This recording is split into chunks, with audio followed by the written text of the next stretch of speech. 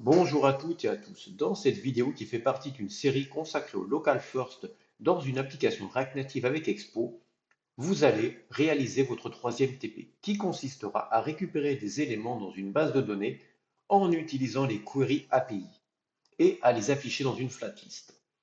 Tout au long de cette série, nous allons créer une to-do list et explorer ensemble toutes les fonctionnalités que WatermelonDB met à notre disposition. Donc, si ce n'est déjà fait, clonez le repo GitHub du projet. Ce TP aura comme base la branche TP2 fonction add task news. Donc, c'est le dernier TP que nous avons réalisé. Car pensez bien que toute la to-do list, c'est vous qui allez la réaliser sous forme de TP. Nous allons ajouter une fonction. Donc là, je vais vous montrer tout ce qui est ajouté.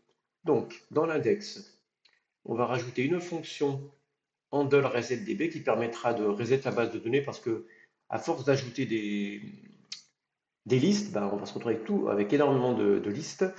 Et vu qu'on n'a pas encore implémenté la fonction pour supprimer les listes, ben, ça nous permettra de faire un peu de ménage.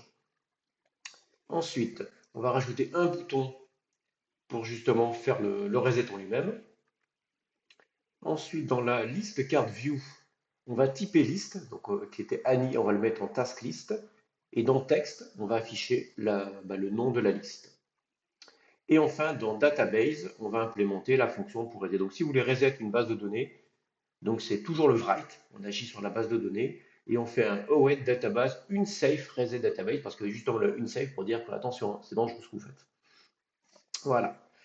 Donc ça, c'est pour toutes les petites modifications qu'on fait sur notre application. Donc ensuite, l'énoncé du problème. Donc vous devrez implémenter la fonction qui vous permettra de récupérer les données triées par ordre alphabétique par rapport à la colonne name, faire en sorte que les données soient récupérées au chargement de la page, faire en sorte que les données soient affichées dans la flatlist, faire en sorte que si nous ajoutons une nouvelle task list, la flatlist soit mise à jour et bien évidemment triée par ordre alphabétique. Donc à vous de jouer. Mettez en pause et essayez de réaliser ce TP sans regarder la correction. Allez, c'est parti pour la correction. Donc on va commencer par implémenter, on peut le fermer, par implémenter notre fonction dans le task list pour ajouter, donc là, ouais, c'est pas mal déjà. Donc on a notre fonction donc, par rapport à la collection, le query fetch. Mais là, si on fait ça, on va récupérer toutes nos task lists. C'est pas ce qu'on veut. Nous, on veut trier. Donc on fait un sorted by. Et là, on va trier par name.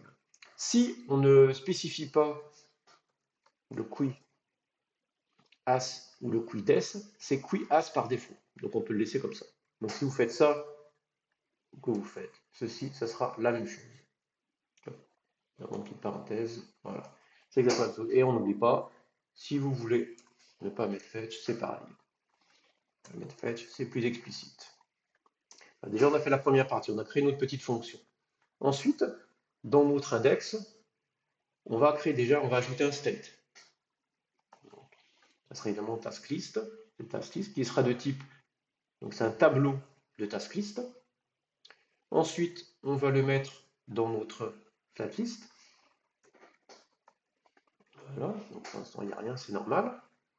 Ensuite, on va créer une fonction, donc const fetch task list, et on va aller chercher notre get task list. C'est parfait.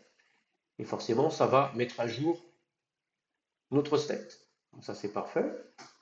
On va faire un useEffect et on va appeler notre fetch task list. Voilà, donc ça, c'est parfait aussi. Et maintenant, on n'a plus qu'à modifier notre add ici. Là. Pour le moment, ça ne fait rien. C'est-à-dire qu'on va ajouter une. Si on fait ça, on va ajouter. On va l'appeler first. On va l'appeler seconde. Hop. On va rafraîchir notre page.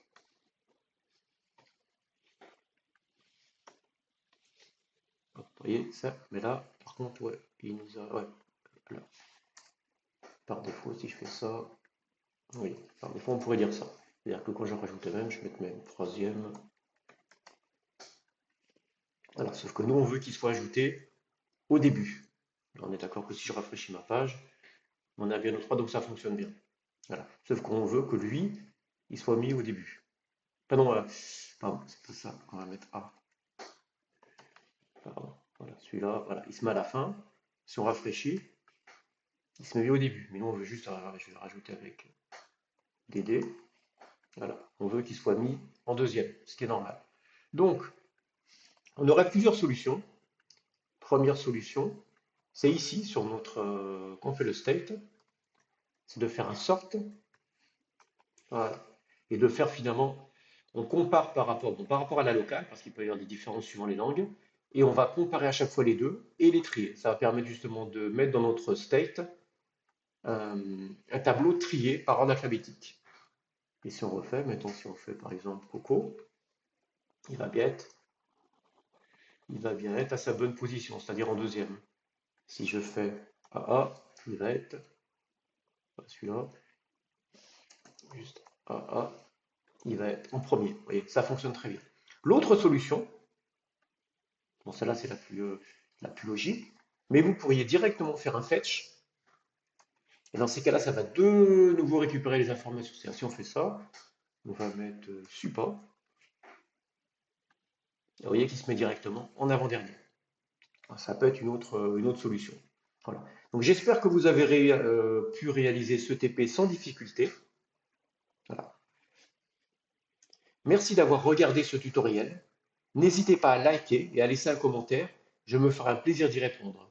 À bientôt et happy coding!